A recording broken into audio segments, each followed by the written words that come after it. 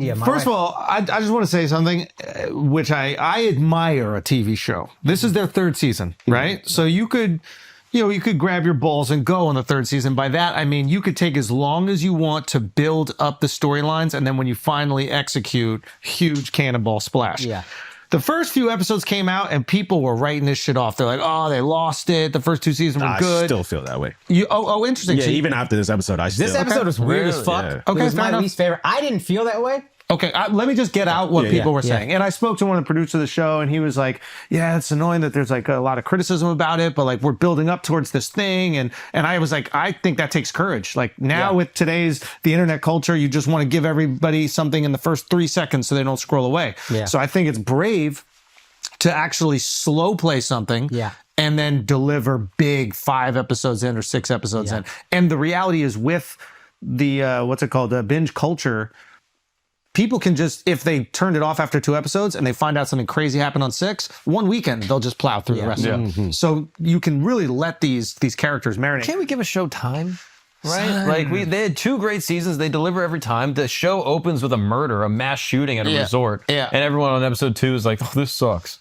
I agree with you. We're going somewhere. It's awesome. Now, I wouldn't recommend doing dudes this. kissing dudes. Season 1, I wouldn't recommend doing it. Fair. Season 2, that's ballsy. But season 3, you've earned it. You put out 2 great pieces of content. And you should know as the consumer, all these characters are a little fucked up. You might not know why yet, but pay attention and lock in. And I think they do a really good job on this show specifically of like creating mystery. You don't know why each person is doing whatever they're doing, but you are curious to see where this is going. Yes. And so as much as people bitch or complain on TikTok, you're going to keep fucking watching. And then when they come through with a hammer, hopefully that's happening in these next few episodes. I haven't seen, but it seems like the reaction to it was this. And then also there's a monologue.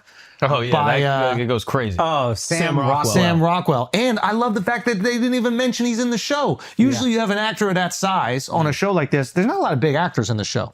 Like you can't... Like, who's a big actor in the show outside of the dude that played Slytherin? I mean, dude, the K-pop girl. I thought the K-pop girls. She's not a big actress. Yeah. But she's just dumb famous. She's super famous, and she's Walton so beautiful. Goggins is pretty big, right? Yeah, I think he's pretty big. He's not huge. Yeah. You know what I mean? Like Walton Goggins, I think, has just recently, with the success of Fallout, maybe become this like beloved character or character actor.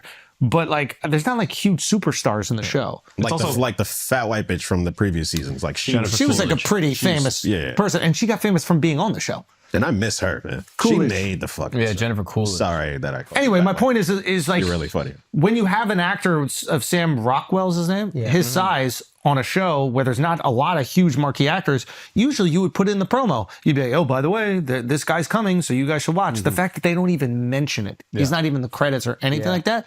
I think that shows balls. It shows confidence. The monologue is insane. Do you watch it? No, I haven't seen it. I'm not up to this episode yet. It's Why? mind fuck. Yeah.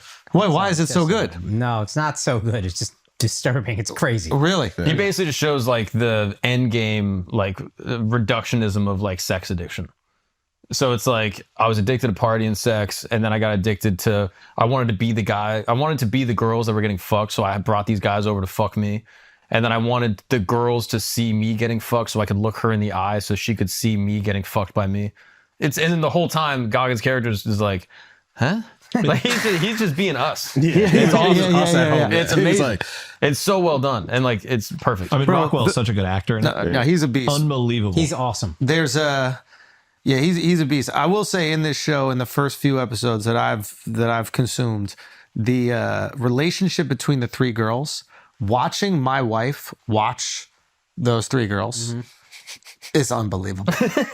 Because I need to know this. she's watching and she's like, this is how we are. This is how we are. We kind of like, we're all friends, we hang out, then we all like gossip and talk a little shit behind each other's back. Like this is like, she goes, this is an obviously exaggerated Hyperbolic version of a relationship of, a few like close friends, maybe around that age. But she's like, it's not like foreign. Like it is what a joke should do or what a TV show should do is like take something that is true or real and then just ratchet up a little bit, but not so much that you couldn't believe it. Does that make sense? Yeah. And you see those combos and like, I think that those 3, as annoying as they are and that feeling that you get where you're like, oh, I feel uncomfortable watching it, To me, I'm like, that is written to perfection. I agree with you. So my shorty, you know, she's from Spain.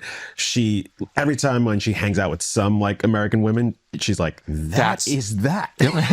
She's like, ugh. That's what the guy, what's his name? Mike White, I believe his name is the guy who creates the show. I think like He's great. his superpower is like understanding relationships between people and like exaggerating or like turning up the heat on our most fucked up qualities.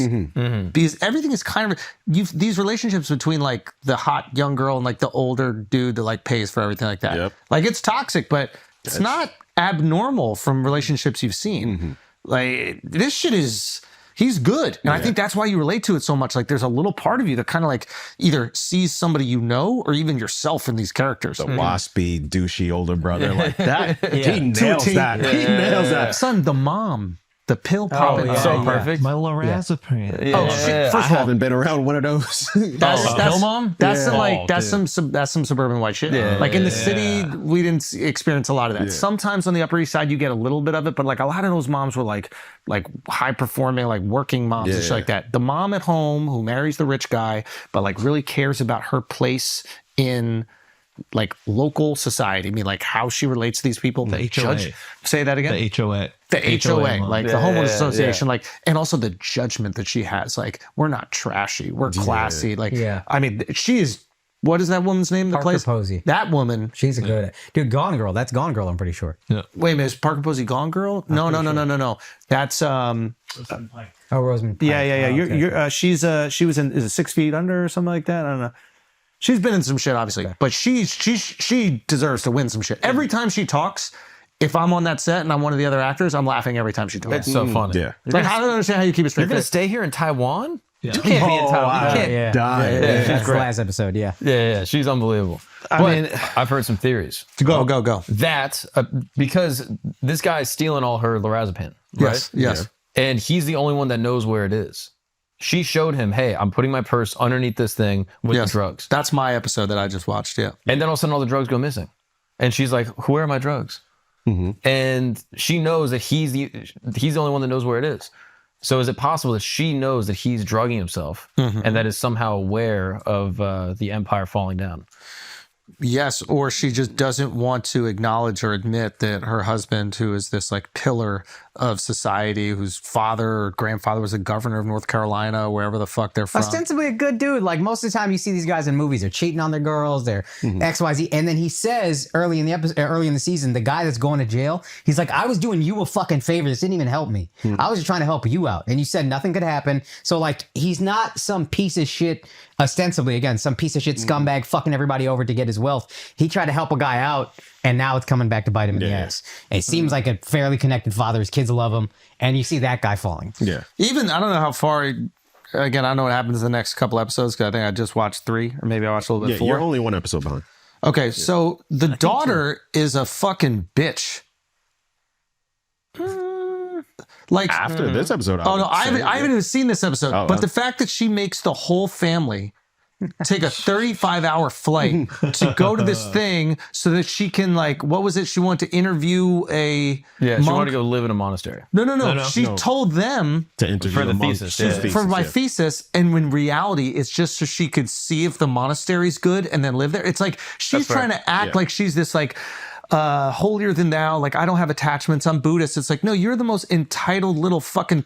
Yeah. You want to do something, so you make your entire family go to Thailand so you could check out this little place. That's fair. And the irony that she doesn't even realize her own entitlement. She thinks her family are the selfish ones, and the only one that calls her out is the Patrick Schwarzenegger brother, where he goes, "Dad, she always fucking gets what she wants. Everything she wants, she always gets." Right? And then everybody goes, "Oh, you're just being like a snobby little wasp who just talks a lot of shit." Yeah. No. That motherfucker knows exactly what that sister is. She might be the most manipulative in the whole family. And the fact that she doesn't even know it. Yeah, she shows up at the temple being like, yeah, I'm just going to talk to the head monk. And the guy's like, yeah, you have to make an appointment. Yeah. And then she's like shocked. She's like, what do you mean? Oh, okay, I guess I'll take 2. Oh, I That's didn't think so. interesting. I didn't clock that. This is like that guy, the storyteller is like a real brilliant fucking guy. My one gripe with this scene where the brothers kiss, by the way, my one gripe, Yeah. it gives MDMA a bad rap. Oh, because they're all Molly? They don't know. Well, I don't think we know it. They're on a pill Ah, that everything feels awesome. yeah. No, the douchebag brother's not into it. He's just like, if you look at him afterward, he's Miles. He's just like disturbed by He it. also has a face turn in this where he's like, yo, we don't do drugs. Like, why are you taking drugs? Like, he tells the younger brother, he's like, don't do drugs. Yeah. And then he's like, oh, fuck it, whatever. And he tells him, like, go out there, and they kind of paint him as like you would think almost a little like creepy with the way he treats women, but he's like, just go out there, get rejected, dude. Just go shoot your shot. Yeah. It's not like, hey, if they say no, it doesn't matter. This is ballsy TV creation. Like, I think a lot of times people are going into like creating a show. They're like, how can we make him likable? How can we do it? And it's no. Fuck with me.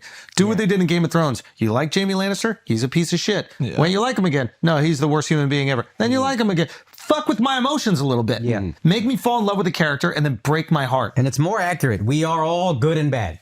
Nobody's pure good. Nobody's pure And when bad. we don't know what to expect, we keep watching. Yeah. Stop creating things that we already know what to expect because you think it won't fail. That fails every single time. Yeah. Fuck with me. And at least the first few episodes, they're building up this girl to be like the only innocent one in the family. And I'm just looking at her like, what the fuck is going on here? Yeah.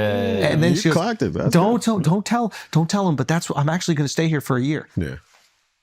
And then what is the first thing the younger brother goes, but what about me? Yeah. They're all selfish pieces of shit. Wow. Yeah. Hear That's no good. evil, speak no evil, see no evil. You saw that metaphor? No. At the very beginning scene when you first see them all coming in on the boat, she has the headphones on, and the brother has the glasses on, Love it. and the other brother's drinking a beer.